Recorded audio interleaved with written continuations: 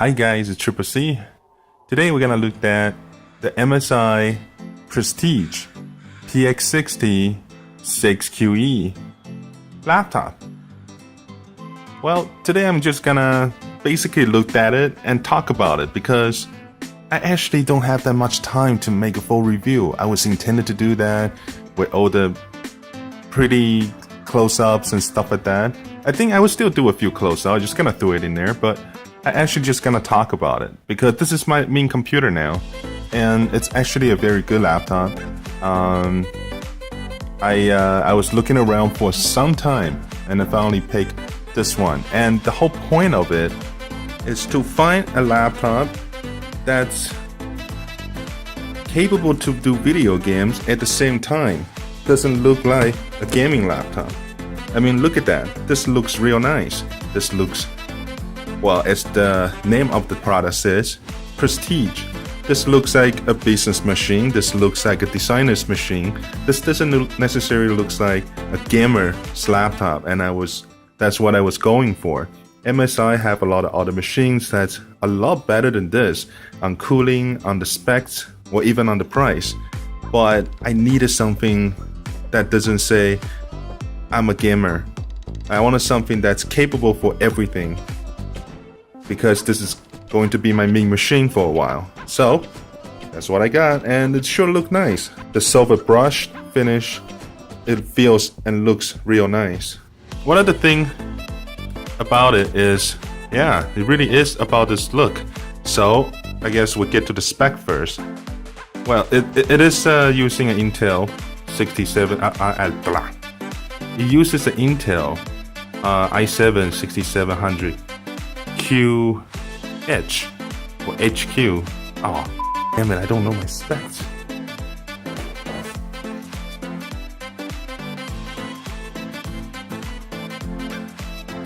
Okay, I needed the help from CPU Z.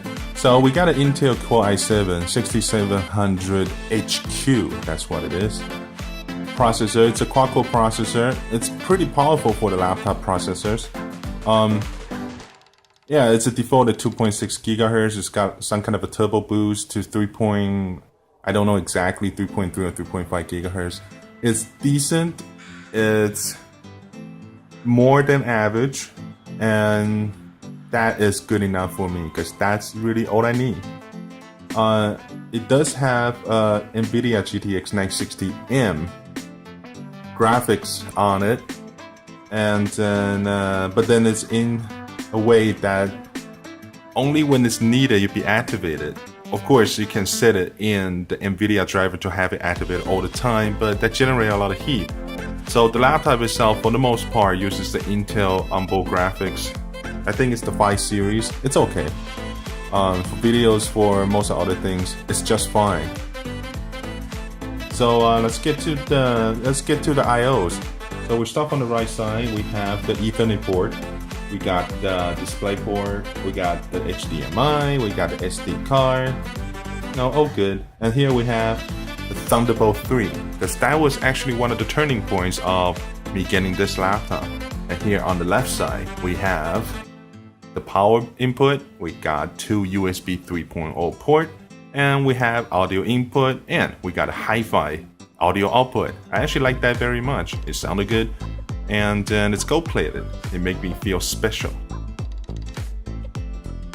It's got a decent HD webcam on the top as well. The audio, I should say the microphone, receives audio very well. You know, it's all very good. The keyboard on it, you know, the spacing is good. Everything's okay with it. There's no complaints. It's not much to praise about anyway though, because it doesn't have the feel when you press down. It feels kind of, I don't know, but it works well. You know, I don't know how to describe it, but the keys are okay. It's got a number pad. Everything's good there. The mouse pad area is large and it's responsive.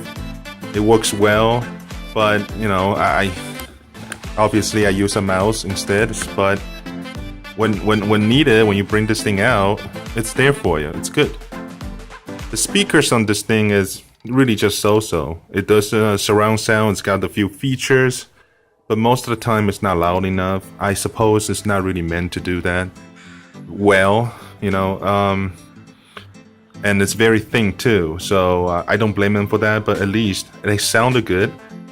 It's got white LEDs on it, which it looks nice. It looks nice and dark. It works well, you can see the key clearly. And on top of that, you can have it turned off if you want. So it's got a few levels of brightness on the keyboard set, which it's useful. Sometimes you don't want it to be that bright. Maybe you don't want to bother other people that's surrounding you, maybe on the airplane, or you know, whatever you can think of, or you just don't want it to be too bright, or sometimes you really just don't need to have it on. So that's nice. It doesn't have any other feature though. It doesn't do all that fancy wave thing or change it to all the color, or no, it's just white. It's just, I guess, prestige is the term. It looks nice. It's pretty good. You know, I can run most of the modern games on 1080p. Maybe not able to max it up. It is just a 960M, but 960M is good enough for just about everything. At least you can do it default at proper settings, and it plays just fine. So it serves the purpose. It's got that 2 USB 3 port, but I'm suspecting it to not be the separated USB 3 port. I plugged in my wireless mouse, and then I plugged in external hard drive, and then my mouse will lag. So I don't know what's up over there. Maybe it's on the same wire. I don't know, but no, it didn't work too good in that regard, because they should be separate, shouldn't affect each other.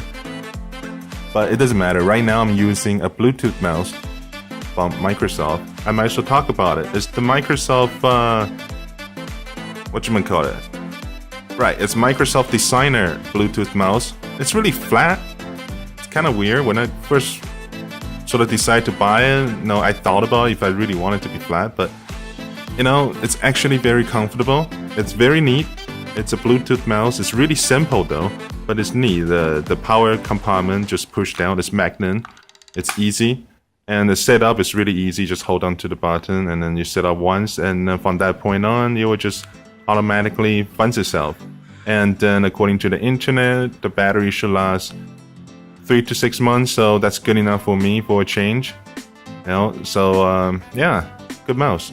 So I use Bluetooth mouse now, so that whole USB situation doesn't affect me anymore, which is fine.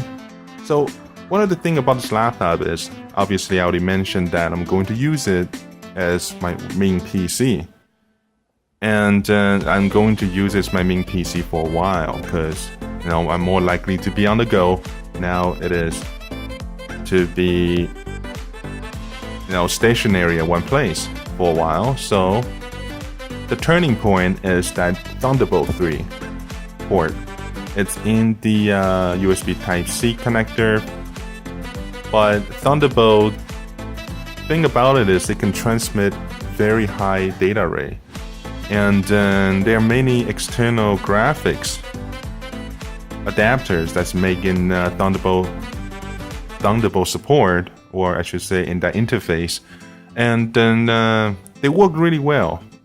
So then it's sort of a future-proof thing that I will be able to use this processor for longer than if you're buying something real cheap, and it should be strong enough for most things years to come. And I should be able to upgrade the graphics when the 960M is no longer relevant to games. So I thought it's smart, and the Thunderbolt have other applications as well. And on top of that, this laptop looked good.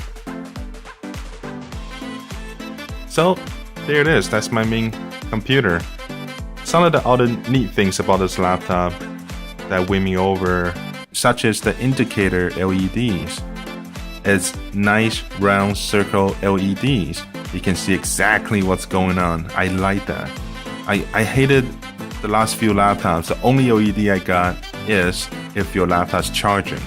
I need to be able to tell if my hard drive's reading something, or if my number lock is on, or if I'm charging, if I'm, whatever else, my Bluetooth is on. I like to be able to know the status at all times without having to rely on a program or something like that display on the screen, being distracted from what you're doing. So I love those LED lights. They look good. It's not one of those reviews I normally do with hardware. I still gonna talk about its problems. So first of all, what's with the location of this Thunderbolt 3? Look at it. It's on the right hand side, and it's somewhere towards to the front. This means whatever things I want to plug to, I'm running into a high chance of it being in the way of my mouse movement. This is actually not very smart. I thought this is kind of stupid, and right now I'm unable to find any Thunderbolt cables that goes 90 degrees to get out of the way. Most of the Thunderbolt cables are like this. It's going to stick out, and that location is not very nice. If you have this Thunderbolt somewhere in the back, you will be just fine. But it's up there in the front. This is not very good. On the top, it's got all those special settings for the monitor. There it says true color. It's supposed to be something special. You can switch the color around with the hotkey and the software that's on it. But honestly, the screen is not that great. First of all, the bezel is way too large, so the screen actually looks kind of small on this laptop. As you can see, it's right over there, where somewhere along there. So the laptop itself appears to be very large, but the screen itself looks a little bit smaller. I guess it can be helped. I guess it's psychological. And then the screen itself is not that bright, and the viewing angle is actually not that good either. As you can see, I just moved down not even 20 degrees, and it's already having a hard time. From the top, it's okay. From the side, not very good. So the screen itself, if you're viewing it from the center, it's not terrible. It's actually quite nice. It is the 1080p screen on the laptop on the 15.6 inch, which is good. And that's enough for what I need to do, but I was really expecting it to be better than it is. I expected it to be able to view at all angles. After all, it's not the cheapest laptop out there. I'm really expecting it to be just as good as other products on the same price range, because they would usually have a decent screen on it. The screen is probably really just a 6 out of 10. There's nothing to be praised about. It's not that good. And here on this side, look at that location of that power input. I really rather if they just make it somewhere in the back, but again, it's on the side. So it can get really inconvenient in many cases. This laptop design, even though in overall is pretty good, but it's got some strange decisions on these locations, like the power input, like the Thunderbolt 3 location. So yeah, those are very much issues with this laptop's design. And then since it's a switchable GPU, and it's the kind that you don't want to have the 960M to be on all the time. You do want it to be switchable, because when 960M is on, it gets pretty hot. So there is a problem with that, because the 960M and the Intel graphics, it doesn't always switch correctly. So more than often, I run into issues with games, or mostly games, that the resolution it just got really weird and I need to restart the computer to sort of start over.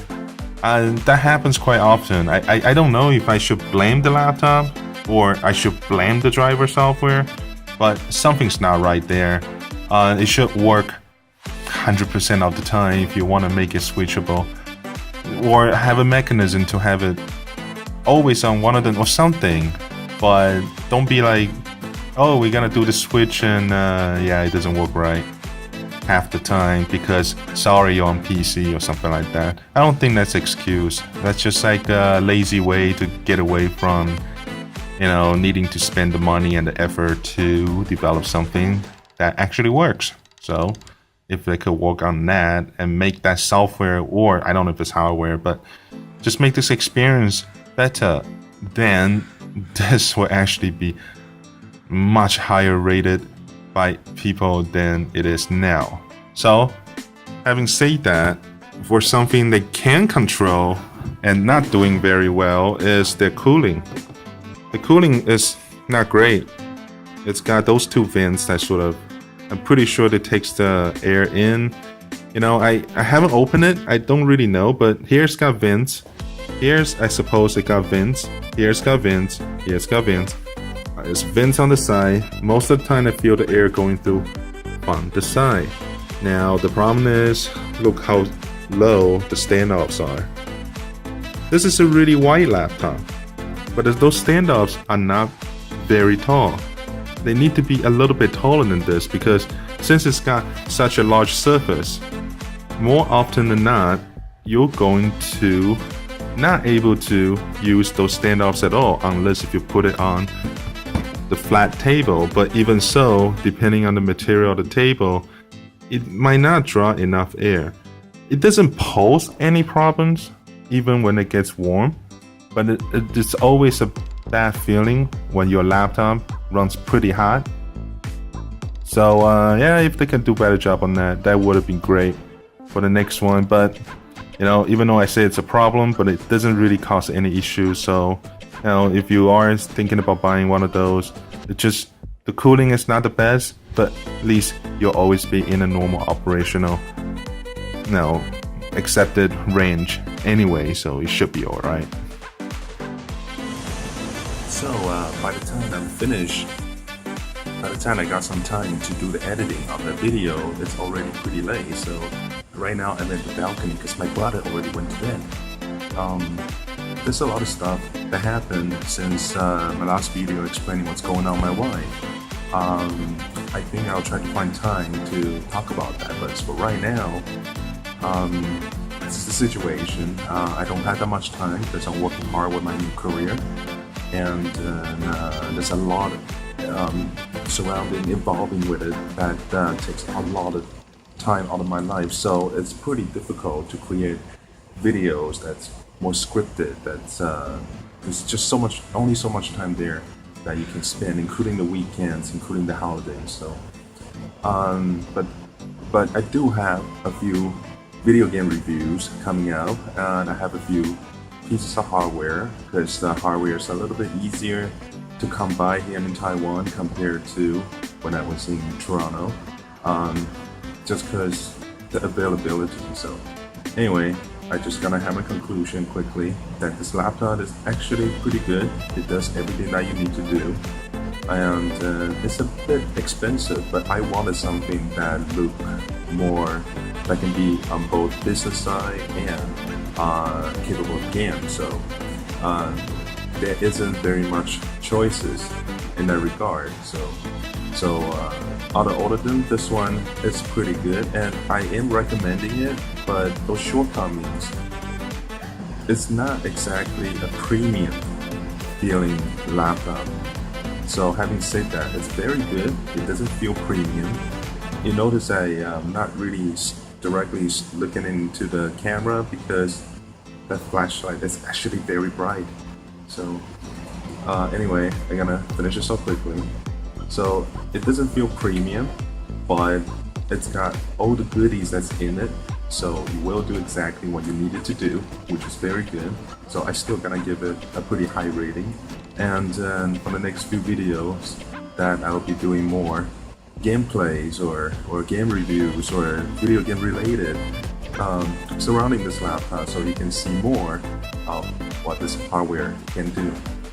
So again, thanks very much for watching. I'll see you next time.